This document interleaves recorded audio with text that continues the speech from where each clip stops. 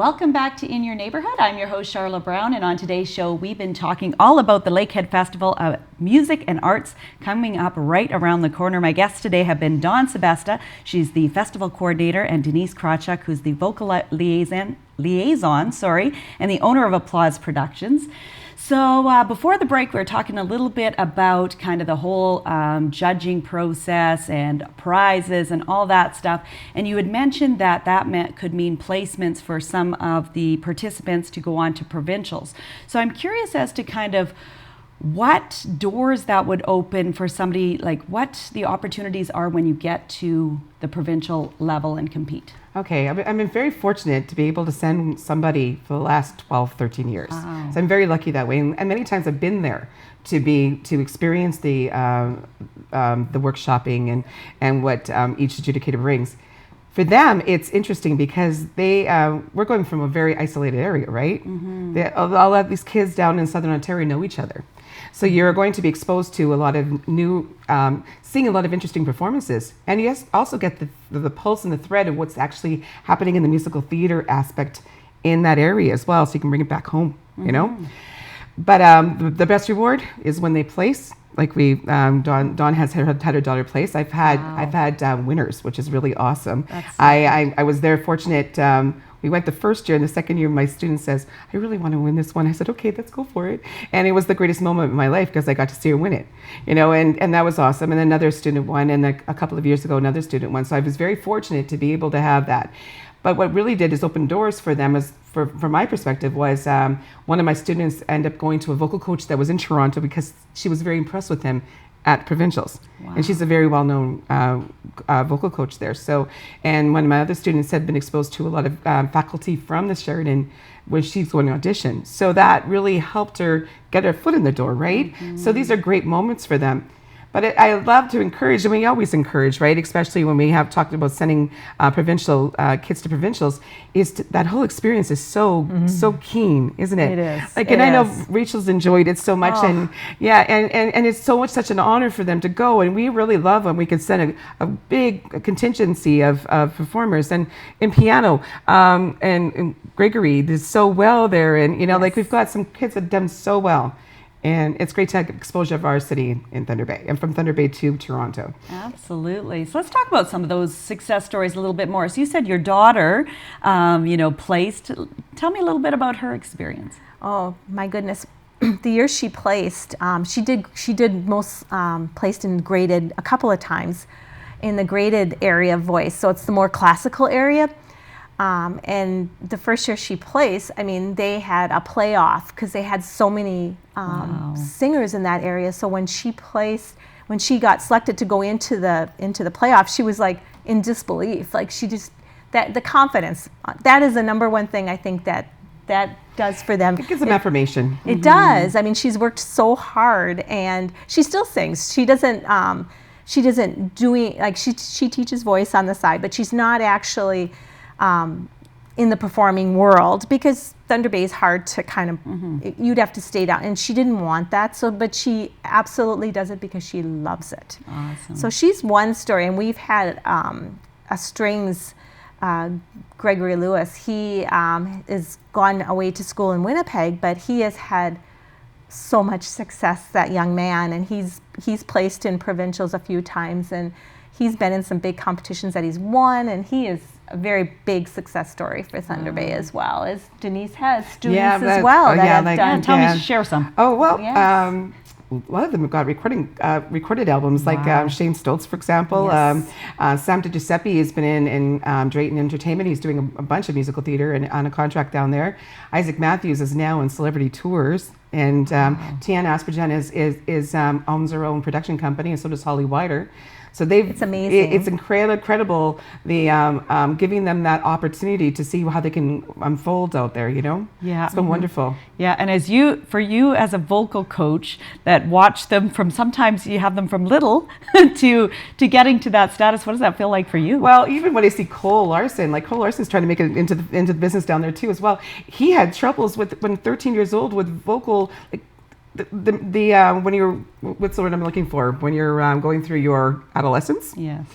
his voice would drop so much, and he was so frustrated, but he kept going, and his tenacity kept going. And then as he's going through the years, his improvement was wonderful. Wow. So you get to see all that growth from them, you know what I mean? And the confident level. And it's not carried just in this, it's carried through life, right? Yes. So that's the best part. Yeah, definitely Yes. spills over in every area of their It life. does. You know? It does. For sure. So let's get to some important details. Of course, the people who are watching, they want to know if they can attend the festival. How do you go about getting tickets or passes, that kind of stuff? Well, for the dance portion, they don't need a ticket. It's at the auditorium. It's free. They just can go in and out anytime they want. Any Awesome. of those 4 days. It runs starting at like 8 in the morning and goes in. It will probably go till about 10:30 at night. So they can stop in. At all the other venues, it's $3 to get in or $5 for the whole day. So it's a nominal charge. It's just enough to help out a little bit. And, Yes. and they can. There's also usually at most of them 3 sessions. Though I would check the website and the schedules because we sometimes give adjudicators like an afternoon off or an evening off. Yeah. Just for a break. So Yeah, absolutely. So yes, it's great to go and watch. Awesome. We try to encourage people to go and watch. Kids like audiences. Yes, that's the thing. Yeah, have people that you can sing or perform for. And are you looking for help with the festivals or opportunities for people to volunteer, get involved? that kind of stuff? Absolutely, absolutely. We are looking for people at all areas that can do anything. We in particular need people that can help out our adjudicators. They sit with them and they assist them and keep them organized, and that's really a fun kind of job to have. So we definitely are looking for anybody out there that would like to come and give us a hand. We'd really appreciate it. Awesome. And you mentioned there's a gala and a wind-up afterwards, and you give out scholarships. So let's just touch on that a little bit. Where does the festival get the funds for the scholarships? And how do you run the festival with such nominal fees to get in? Our scholarships are given by a number of people throughout the city that Nice. donate money for the scholarships. And as in the gala itself, where we give these out, it's now after the next few years is going to be partially funded as well by the Fort William Rotary Club is Nice. giving us some help to run that, because we keep the ticket price very low, and so we don't end up making any money on the gala. That's not the purpose. We want to just get people in there to watch, and we have performers from all areas, all the way from dance to voice to piano to every. We try to pick a couple from every area to come and perform, and it's not a really long night, but it's a really fun night to go. And then all these kids that get scholarships, they're all presented at the end. Nice. And I think it's a really good show, and we're Yeah. trying to get more people to come because And it is open to the general public. You don't have to have somebody that's your daughter's performing or any of that kind of stuff. Anybody can come out to the gala. Exactly. And the tickets usually go on sale, probably would go on sale in April. The gala's May 18th.